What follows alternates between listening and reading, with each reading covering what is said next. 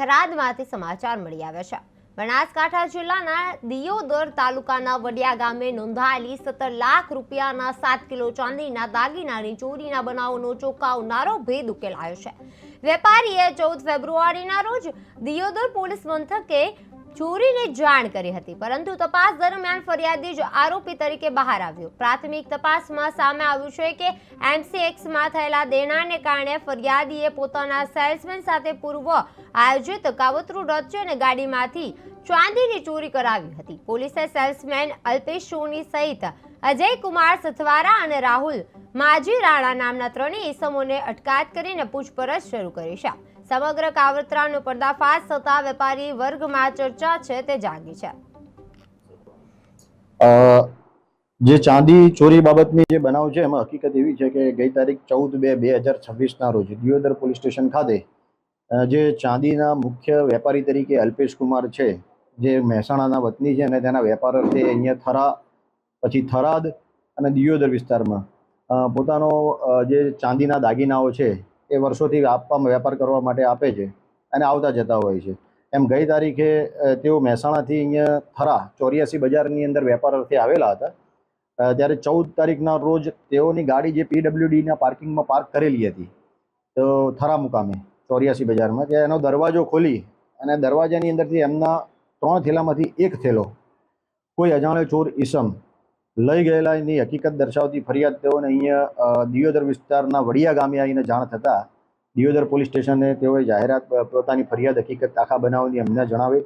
એટલે અમે એ બાબતેથી અમે 9 કિલો અને 500 ગ્રામ ચાંદીની ચોરીની હકીકતની એટલે કે 23 લાખ રૂપિયાની કિંમતના મુદ્દાબાલના કોઈ અજાણ્યા ચોર ઇસમની ફરિયાદ દાખલ કરવામાં આવે।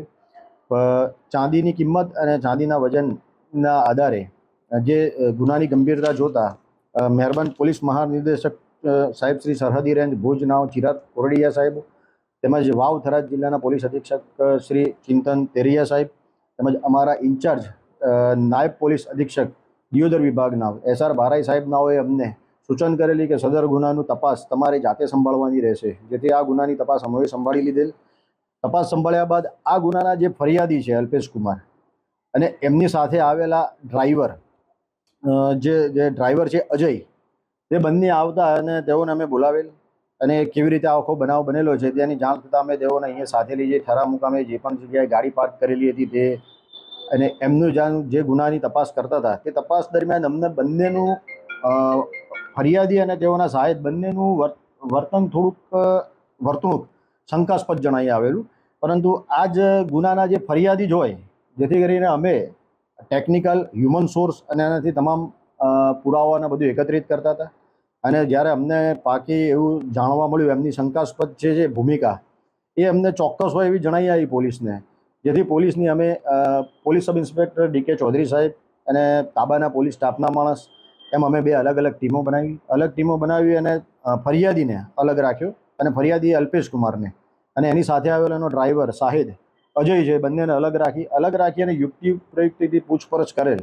જેમાં તેમનો સાથેનો જે ડ્રાઈવર શાહિદ હતો અજય એ ભાંગી પડેલો અને